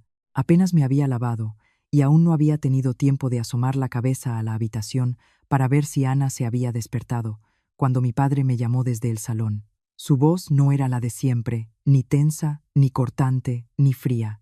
Al contrario, había en ella algo deliberadamente cortés, ese tono que hace que uno baje la guardia. Alejo, ven. Papá quiere hablar contigo. Salí, ya imaginando de qué se trataría. Y cómo no, sobre la mesa había una pila ordenada de papeles. Al lado un bolígrafo. Mi padre estaba sentado erguido. Mi madre a su lado, con los ojos enrojecidos, como si acabara de llorar, y Pablo en el borde del sofá.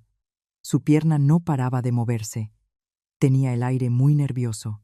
Solo por cómo los tres estaban sentados esperando, ya entendí que hoy no iban a ceder. Mi padre empujó los papeles hacia mí. Su voz era plana, a primera vista tranquila, pero en realidad imperativa, firma. Es solo un aval temporal para que tu hermano pueda pedir un crédito para el negocio. Los de verdad se ayudan en los momentos difíciles. Lo decía con tanta ligereza, como si se tratara de firmar una solicitud de vacaciones y no de enterrar toda su vida bajo el peso de deudas sucias. No me senté de inmediato. Estuve unos segundos de pie. Luego arrastré la silla, cogí los papeles y empecé a hojearlos. Cuanto más miraba, más se me helaba el alma. No era un crédito para el negocio. Era un acuerdo de crédito con confirmación de garantías patrimoniales y puntos claros de responsabilidad sobre la amortización de la deuda.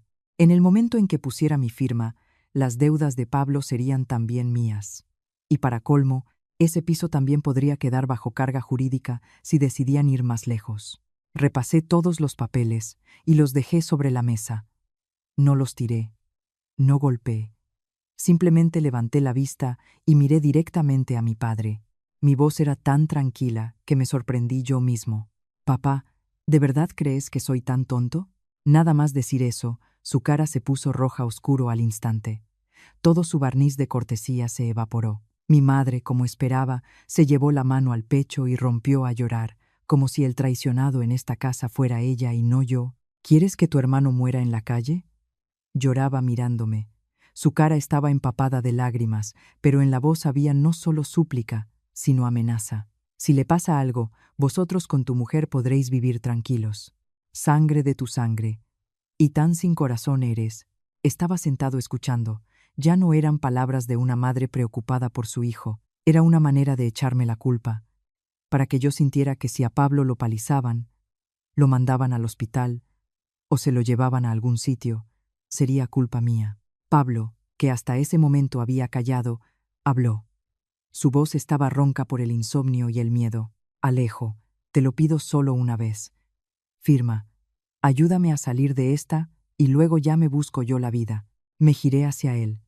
Si hubiera sido la noche anterior, probablemente estaría más enfadado. Pero esa mañana, mirando su cara pálida, solo comprendí con más claridad una cosa: Tenía miedo, miedo de verdad, pero lo más triste era que incluso con ese miedo, lo que quería era usarme a mí como escudo. Estaba a punto de poner punto y final cuando el teléfono de Pablo sonó. Un timbre agudo y desagradable cortó el silencio del salón. Miró la pantalla y en un instante su cara se quedó blanca como la cal. No necesitaba ver el nombre del que llamaba para entender quién era. Su dedo temblaba. No se atrevía a contestar. El timbre apenas había cesado cuando en el portal sonó el chirrido de frenos de una moto. Luego pasos apresurados. Sonó un golpe ensordecedor en la puerta, tan fuerte que vibró, y una voz de hombre, ronca y brusca, gritó: «Pablo Montoya, abre. Como te escondas te reviento la casa». Solo con ese grito toda la casa se paralizó. En el dormitorio mi hijo se sobresaltó y rompió a llorar. La voz asustada de Ana intentando calmarlo solo añadía más caos. Mi madre fue la primera en levantarse de un salto. Su cara estaba blanca como un fantasma. Se lanzó hacia mí, me agarró el brazo, su voz temblaba: «Alejo, sálvanos, salva a tu hermano». Han venido. La noche anterior planeaba cómo obligar a Ana a entregar los documentos del piso. Y esa mañana se aferraba a mi brazo como a un último salvavidas. Mi padre también había perdido toda la compostura. Estaba parado en el centro del salón mirando la puerta que temblaba. Los labios bien apretados y en la cara solo miedo desnudo. Me quedé inmóvil un momento y luego me levanté despacio. Ante mí sobre la mesa estaban los papeles del aval. Detrás de la puerta sonaban golpes cada vez más furiosos, mezclados con insultos y el nombre de Pablo. Y detrás de mí había una familia que la noche anterior planeaba arrastrarme al fango y ahora me suplicaba ayuda como si yo tuviera la obligación de cargar con todo. Miré la puerta y luego los papeles de enfrente.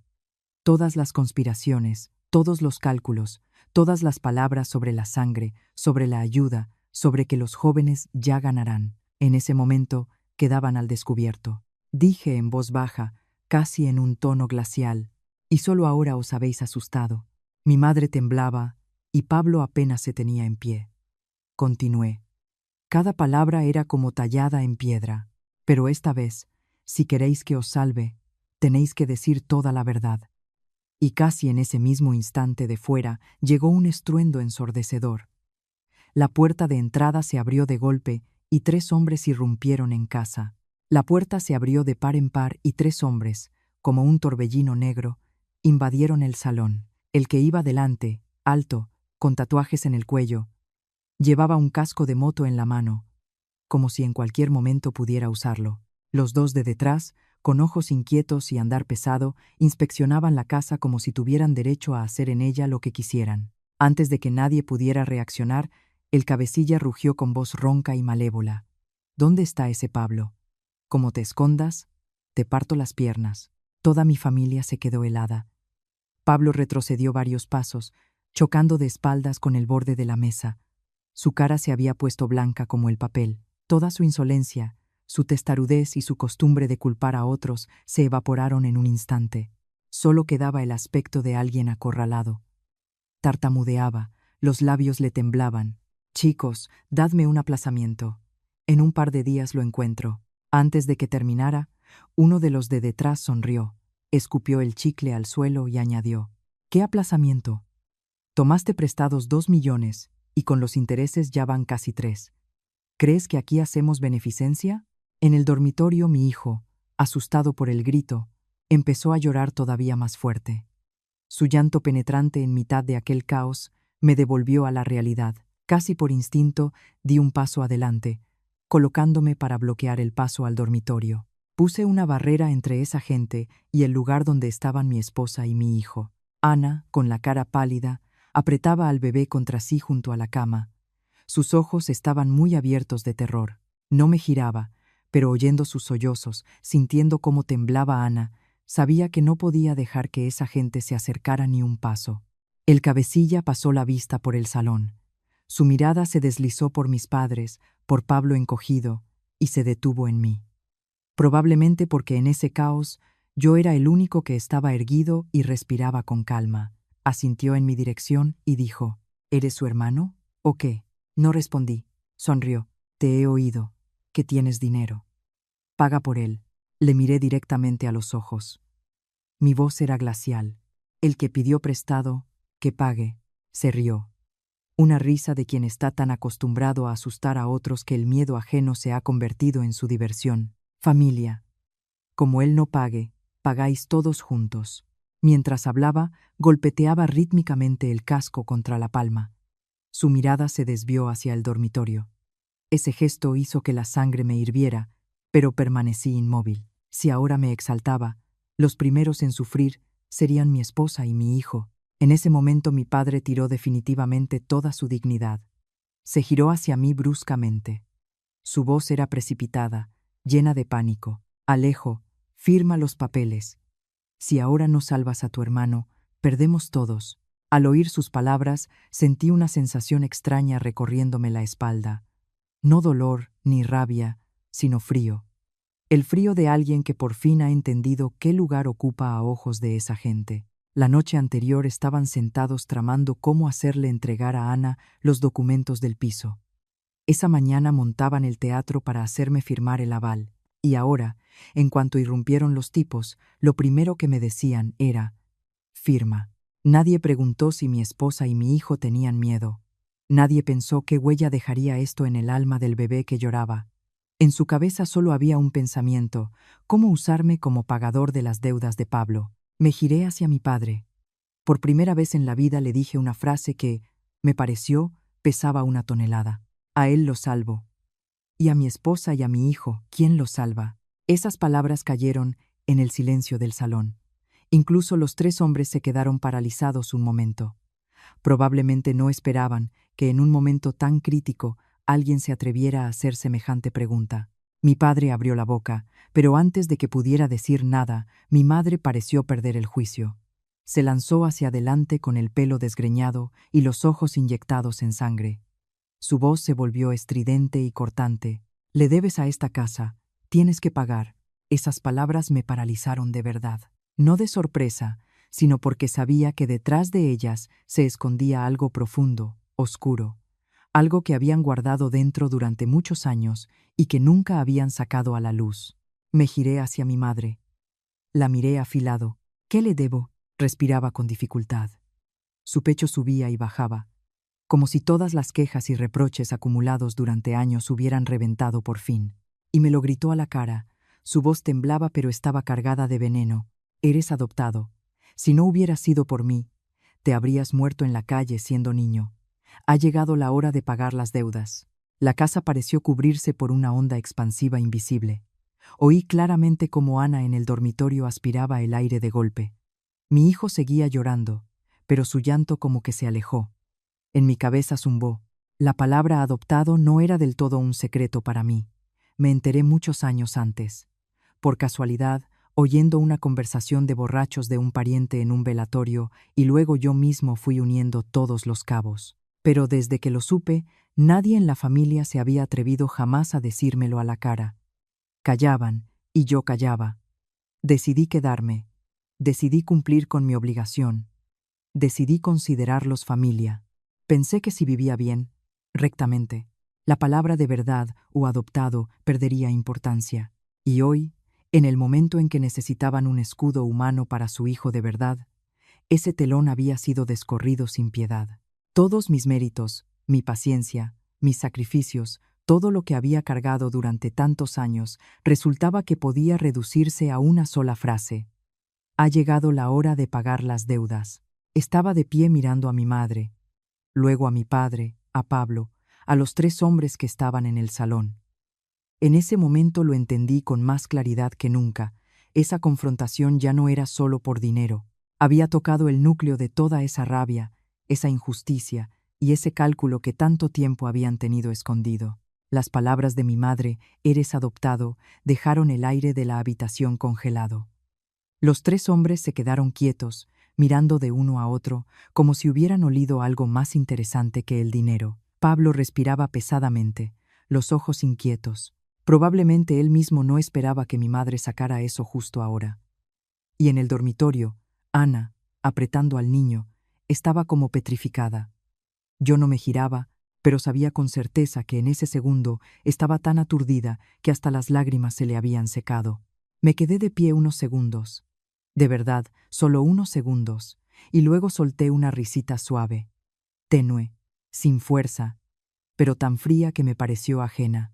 Levanté la cabeza y miré a mi madre. En mi mirada ya no había ninguna emoción. «Por fin lo habéis dicho». Mi madre se quedó paralizada. Probablemente pensaba que me quedaría en shock, que lo negaría, que me desbordaría de rabia o que al menos palidecería. Pero no hice nada de eso, no porque no me doliera, sino porque ese dolor hacía tiempo que lo había digerido. Simplemente no esperaba que aquello de lo que había intentado guardarles a ellos al menos un poco de dignidad, lo usaran hoy como un cuchillo puesto en mi garganta. Me giré hacia el dormitorio. Ana seguía allí en el umbral, abrazando al niño. Su cara estaba blanca, los labios bien apretados. La miré. Mi voz se volvió baja, lenta, pero clara. Lo sabía desde hace tiempo, solo que nunca pensé que lo usarían para acorralarme así. Ana abrió mucho los ojos. En su mirada había no solo sorpresa, sino una profunda compasión. Probablemente Stonon Liposelo en ese momento entendió por qué yo había callado tan a menudo ante las pullas y los comentarios de mis padres. ¿Por qué había aguantado tan tenazmente, incluso cuando era evidente que yo solo llevaba todo el peso de esa casa? Me giré de nuevo hacia ellos. Cuando tenía 10 años, mis padres de verdad murieron en un accidente de tráfico en la carretera. Me trajeron aquí. Desde ese día viví en esta casa. Os llamé padre y madre. A Pablo hermano. Comimos en la misma mesa, dormimos bajo el mismo techo. Incluso llevé el apellido García, como él. Nunca he rehuido ese hecho, y nunca me ha avergonzado ser adoptado. Hice una pausa. Mi voz se fue serenando todavía más. Lo que me avergüenza hoy es que las personas que me llamaban familia hayan sacado esto para ajustar cuentas conmigo. Probablemente solo en ese momento toda la habitación entendió que yo no actuaba por las emociones. No me acababa de enterar de un terrible secreto. Lo sabía desde hacía mucho tiempo, y hacía mucho tiempo lo había decidido callar. Por eso cada una de mis palabras ahora no era la de un niño en estado de shock, sino la de alguien que había aguantado demasiado, que lo veía todo con demasiada claridad y que ya no quería ceder. Continué sin apartar la vista de mis padres. Todos esos años me esforcé el doble, el triple que los demás. Estudié para no quedar en segundo plano, porque pensé que tenía que ser mejor para ganarme mi lugar en esta casa. Empecé a trabajar pronto, iba a obras lejos, cogía los trabajos más duros, los turnos de noche, solo porque pensaba que, como soy adoptado, debía vivir más correctamente, ser más agradecido. Cada mes, al cobrar el sueldo, lo traía a casa. Si se rompía algo, lo arreglaba yo. Si Pablo metía la pata en algo, yo lo limpiaba callado. Incluso cuando estaba sin trabajo, la luz, el agua, la comida, la medicación del padre, los regalos para la madre, todo era cosa mía. Oí claramente cómo mi madre aspiró el aire de golpe, como si fuera a replicar, pero no la dejé. Pero cuanto más mayor me hacía, más claro lo veía. Toda la honradez en esta casa tiene sus condiciones. Solté una risita. Cuando era niño era, te estamos alimentando, así que pórtate bien. Luego, tienes que cederle todo al hermano. Y cuando empecé a trabajar se convirtió en, ya que ganas, trae a casa. Miré directamente a mi madre. Pensé, bueno, en todas las familias hay sus favoritos. Si vivo dignamente, algún día empezarán a considerarme hijo de verdad. Resultó que me equivoqué. Mi madre en ese momento ya no podía seguir fingiendo ser la víctima ofendida. Levantó la cabeza bruscamente. Sus ojos ardían. La voz estaba cargada de veneno y descaro. No eres de la sangre. Claro que todo el patrimonio tiene que ser para Pablo. ¿Para quién si no? Tú ganas, tráelo aquí. Eso es lo que toca. Te crié. ¿Acaso no tengo derecho ahora a reclamar lo mío? Cada una de sus palabras era como una gota de ácido arrojada a la cara. Ya no había máscaras de decencia, ni padres e hijos, ni amor de familia. Solo quedaba el fondo. Yo había sido una inversión que debía dar rendimiento para su hijo de verdad. Pablo, viendo que su madre lo había dicho todo a las claras, también dejó de fingir.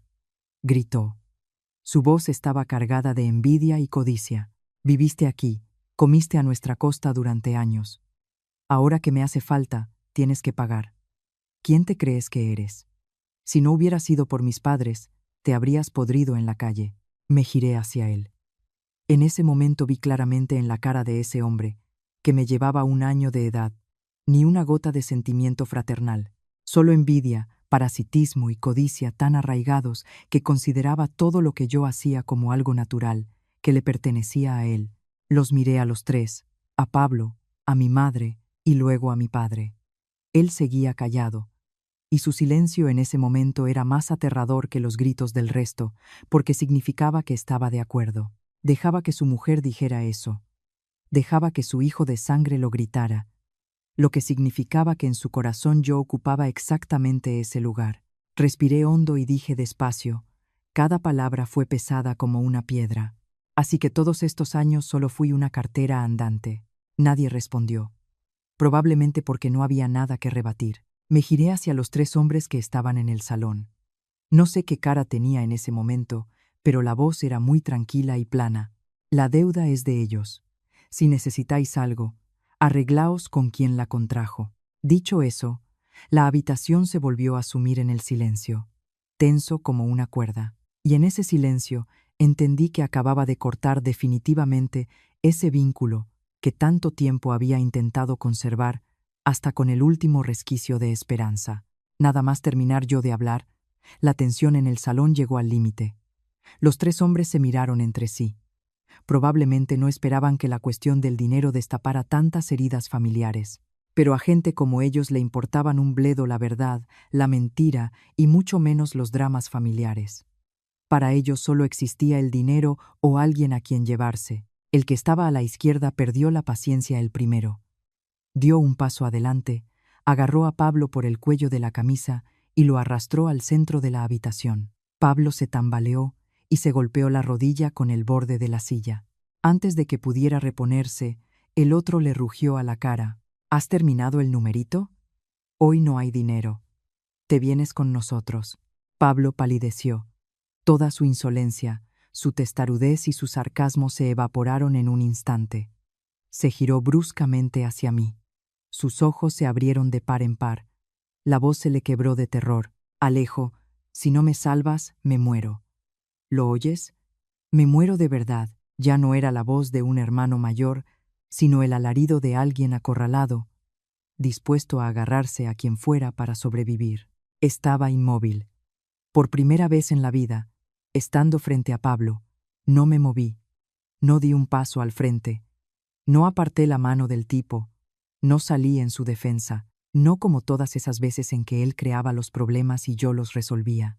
Solo me quedé parado mirando. Probablemente precisamente esa inacción mía fue lo que más asustó a Pablo, porque por primera vez entendió que yo ya no consideraba sus problemas como mi obligación. Mi madre, al ver eso, gritó.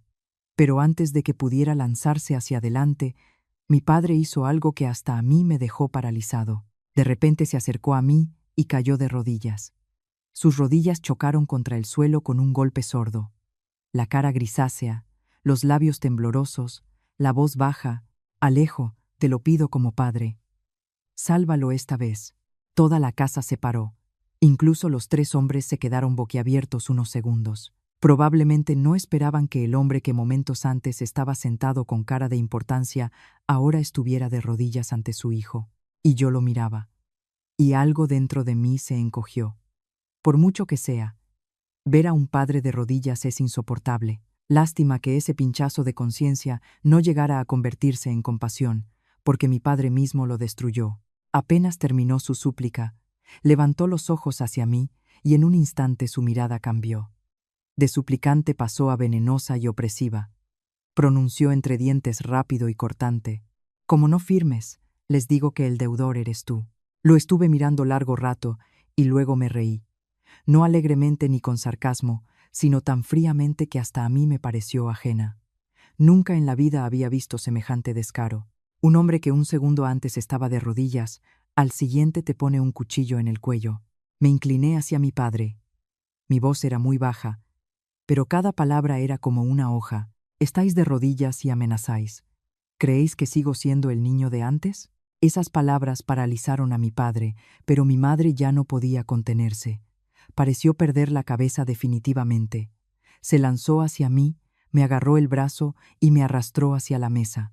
Con la otra mano me plantó el bolígrafo en el pecho. Firma, firma ahora mismo. Como no firmes, no te quejes. Su voz era como un silbido. Los ojos ardían. Ya no fingía. No lloraba. Ante mí había simplemente una mujer dispuesta a empujarme al abismo con tal de salvar a su hijo de sangre. Le arranqué el brazo, pero ella se aferró con fuerza de hierro. El bolígrafo cayó sobre la mesa. Uno de los hombres estaba de pie con los brazos cruzados observando la escena con una sonrisita. Pablo, al que sujetaban en el centro de la habitación, con el pelo revuelto y los ojos inyectados en sangre, seguía gritando: «Alejo, firma, ¿quieres verme llevar?». Cada uno de sus gritos hacía que mi hijo en la habitación llorara todavía más fuerte. El llanto del bebé, los gritos de los adultos, el chirrido de las sillas, la respiración pesada, todo se mezcló en un estruendo caótico que me hacía dar vueltas la cabeza. Y en ese momento salió Ana. Todavía llevaba al niño en brazos. El pequeño lloraba tanto que la carita se le había puesto vermellón. Ana estaba pálida, con los ojos hinchados de llorar, pero sus pasos eran firmes. Cruzó directamente el centro de la habitación llena de hombres furiosos, se puso a mi lado y dijo. Su voz todavía temblaba, pero cada palabra era nítida. Alejandro no va a firmar nada. Toda la habitación se giró hacia ella. Mi madre fue la primera en paralizarse, sin creer que la nuera que durante todo ese tiempo había callado, aguantado y agachado la cabeza, se hubiera atrevido a intervenir precisamente en ese momento. Mi padre, todavía de rodillas, levantó la cabeza sorprendido. Pablo relució los ojos, y los tres hombres miraron a Ana con curiosidad, como si no esperaran que en esa casa de locos hubiera una mujer capaz de interrumpir a todos con tanta determinación. Ana apretó más al niño y levantó la cabeza, mirando directamente a mis padres. Por primera vez vi a mi esposa mirándoles así, sin apartar los ojos, sin bajar la cabeza, sin hablar con recelo. Temblaba, lo sabía, porque la mano con que abrazaba al niño seguía estremecida.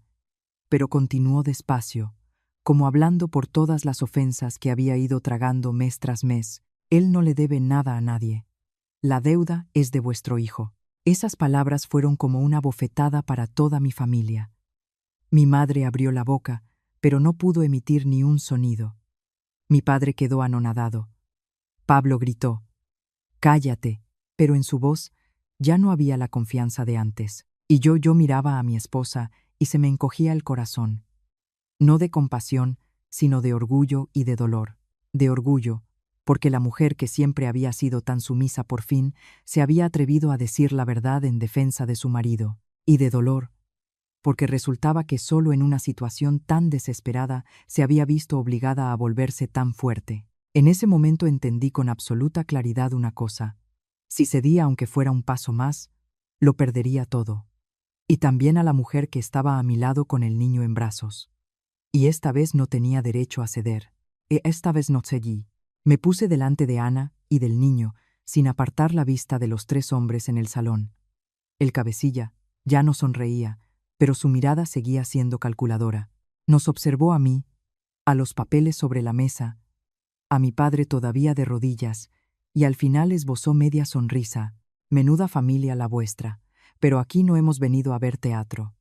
En resumidas cuentas, ¿dónde está el dinero? No le respondí de inmediato. Despacio, muy tranquilo, saqué el teléfono del bolsillo. Probablemente precisamente esa calma los inquietó más que un grito. Marqué un número corto, me lo acerqué al oído y dije: «Ven, necesito ayuda. Hay que aclarar un asunto en mi casa». No me extendí en explicaciones. Al terminar, dejé el teléfono sobre la mesa. El cabecilla entornó los ojos. «¿A quién has llamado?». Lo miré directamente a los ojos. «A quien puede hablar con vosotros en el idioma de los documentos». Se rió, pero ya no tan seguro. Toda la casa contuvo el aliento. Pablo, al que sujetaban en el centro de la habitación, sudaba a mares. Mi madre, apoyada en la mesa, apretaba tan fuerte el respaldo de la silla que los nudillos le blanquearon. Mi padre se había puesto de pie ya, pero su cara estaba inmóvil, como si le hubieran vaciado de todas las fuerzas. No habían pasado ni 10 minutos cuando en la calle se paró primero una moto y luego otra. Sonaron pasos decididos. En la habitación entraron 2 personas con uniforme de policía. El que iba delante me era conocido. Era nuestro agente de barrio. Le había visto varias veces en las reuniones de vecinos. Al ver el uniforme, las caras de los hombres cambiaron al instante. Dejaron de estar plantados con las piernas abiertas y retrocedieron medio paso, mirándose con recelo. El agente recorrió con la vista la habitación, las caras de todos los presentes, los papeles sobre la mesa, y preguntó lacónicamente: «¿Qué está pasando aquí?». No me anduve con rodeos. Arrimé una silla y saqué sobre la mesa todo lo que había preparado desde la noche anterior. Los extractos bancarios con las transferencias marcadas en rojo, el teléfono con el video abierto en el que mi madre y Pablo cogían mi teléfono, y la grabación de audio de su conversación nocturna en la que comentaban cómo obligar a Ana a entregar los documentos del piso y hacerme firmar el aval. Lo iba poniendo todo mientras hablaba en voz baja pero clara. Presento denuncia por sustracción de bienes y coacción para firmar un acuerdo ilegal. Hice una pausa y señalé a los 3 hombres junto a la mesa. Y la procedencia de esa deuda y las amenazas que he recibido, solicito que también queden registradas. En la habitación reinaba un silencio de muerte, roto solo por las respiraciones y los suaves sollozos de mi hijo en brazos de mi esposa. El agente tomó los extractos, vio el video. Su cara iba poniéndose cada vez más seria. El otro policía se acercó. Mi padre fue el primero en romper el silencio. Su voz ya no era imperativa. Era la de un hombre al que le habían arrancado la careta. ¿Has llamado a la policía? Me miró sin dar crédito. Me giré hacia él. Mi mirada era tan fría que yo mismo no la reconocí. Me enseñasteis a vivir en la verdad. Hoy solo he actuado en la verdad. Esas palabras, como un cuchillo, cortaron definitivamente todo lo que todavía quedaba entre nosotros. Mi madre se derrumbó en la silla. Las manos le temblaban. Era incapaz de articular palabra. Y Pablo entró en pánico de verdad. Dejó de gritar, de señalar con el dedo, de escudarse en su estatus de hermano mayor. De repente dio un paso adelante. Sus ojos se habían enrojecido, la voz se le quebró. «Alejo, Alejo, te lo pido, me equivoqué. Fui un estúpido, no hagas un asunto de esto, te lo imploro». Ya no le miraba. Hay disculpas que llegan demasiado tarde y se pronuncian no porque se haya asumido la culpa, sino porque se ve cómo se estrecha el camino de escape. Me giré hacia el agente y continué, coreando cada palabra.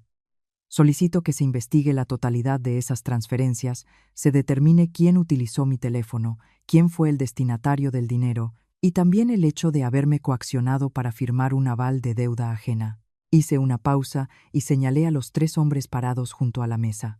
Y que quede constancia de cómo surgió esa deuda y de las amenazas que he recibido. El cabecilla, viendo cómo giraba la situación rápidamente, perdió su descaro. Se encogió de hombros intentando aparentar serenidad.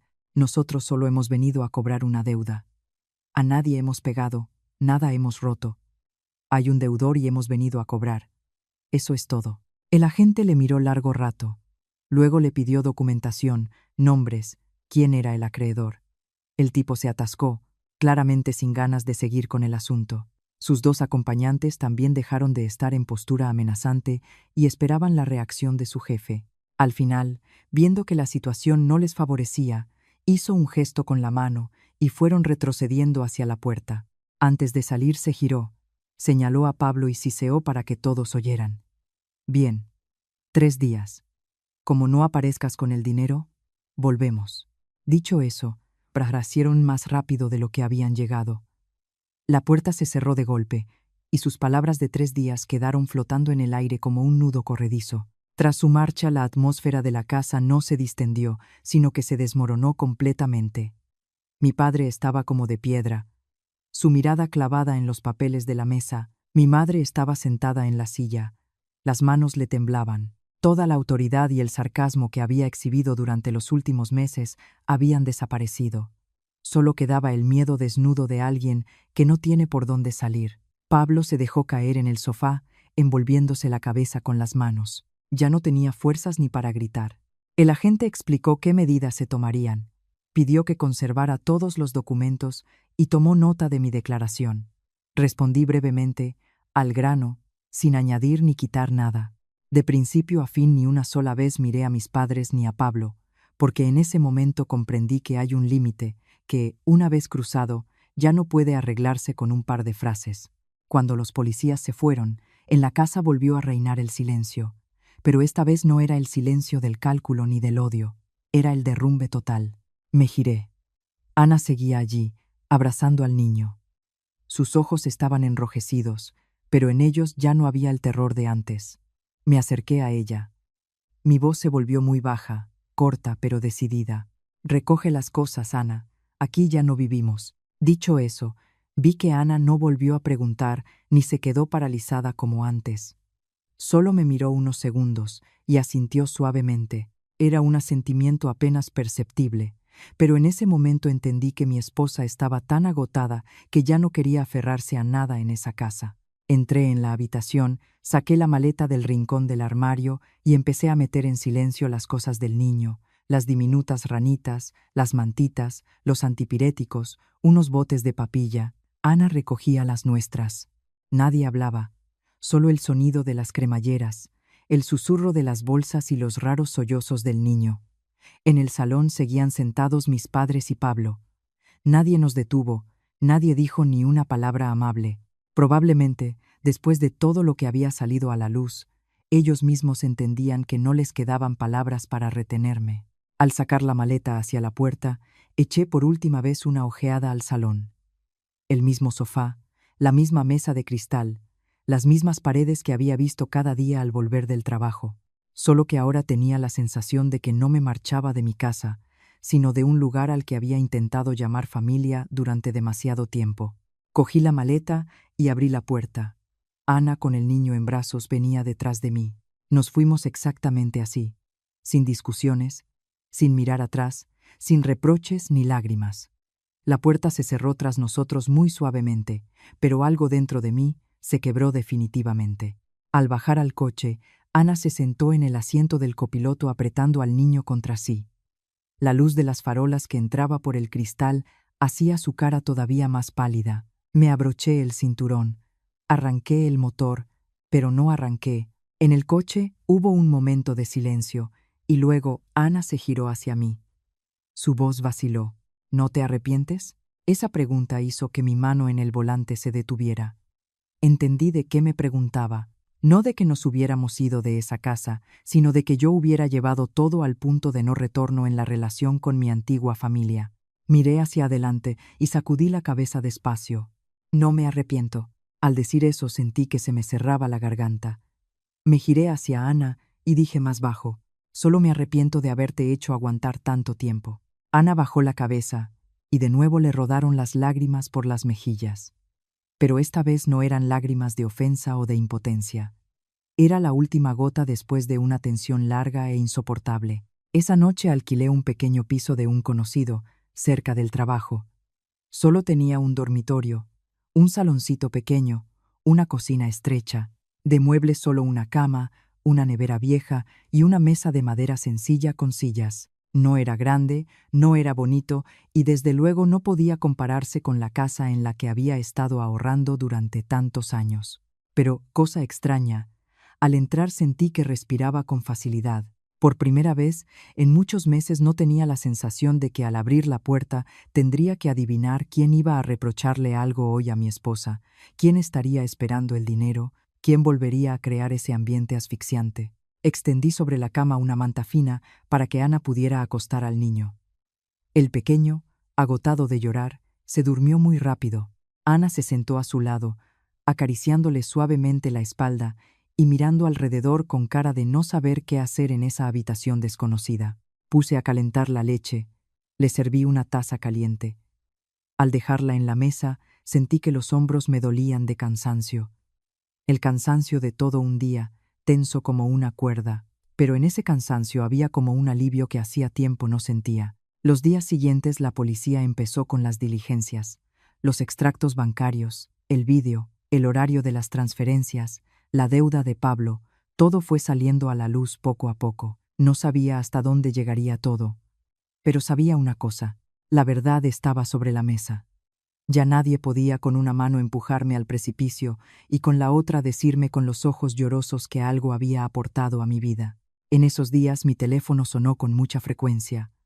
Unas veces mi madre, otras mi padre, a veces Pablo. Primero reproches, luego súplicas, luego quejas, pidiéndome que recordara los lazos familiares y que volviera a hablar. Miraba la pantalla iluminada y luego la apagaba. Así fue muchas veces, pero ya no cogía el teléfono. No porque los odiara. Honestamente, para ese momento ya no me quedaban fuerzas para odiar. Simplemente entendía que si volvía a mostrar blandura, si volvía a ese círculo vicioso, los primeros en sufrir serían mi esposa y mi hijo. A veces por las noches, cuando el niño se había dormido, Ana doblaba su ropita, y yo me sentaba a su lado, y los miraba en silencio. La habitación pequeña, la luz amarilla suave, al fondo el lejano ruido de los coches y el ladrido de algún perro, todo era tan sencillo. Y aún así en el alma había una paz extraordinaria. De repente entendí que el lugar que llamamos hogar no tiene por qué ser grande, bonito o caro. A veces basta con que tu mujer ya no llore en silencio, con que tu hijo no se sobresalte con los gritos, y eso es suficiente. Me giré hacia Ana. Ella, con la cabeza inclinada, mecía al niño que se había despertado. El pelo le caía sobre la mejilla, la cara todavía cansada, pero ya sin aquella tensión. Con cuidado le tomé la mano. Ella levantó los ojos hacia mí. Le dije muy bajito, con miedo de despertar al niño: a partir de hoy, nuestro hogar somos nosotros tres. Ana no dijo nada, solo apretó mi mano suavemente. En ese momento el niño, ya dormido, se removió y su manita diminuta rozó mi dedo, un roce tan leve, pero me derritió el corazón. Todos esos años había pensado que debía conservar esa gratitud, debía aguantar, cargar con todo, ceder, para ser digno de que me hubieran criado. Y solo ahora lo entendía. La gratitud, si es que existe, no es una cadena a la que te encadenan. Y desde luego, no es un motivo para convertirte en un instrumento de la avaricia y el rencor ajenos. No quiero decir palabras grandiosas, no quiero hacerme el bueno y hacerles a ellos los culpables. Solo he entendido que, habiendo pasado por ciertas cosas, uno empieza a comprender qué merece de verdad la pena. Hay personas que no han nacido para estar contigo toda la vida. Pero hay quienes, si un día te atreves a protegerlas, se convierten en tu verdadera familia.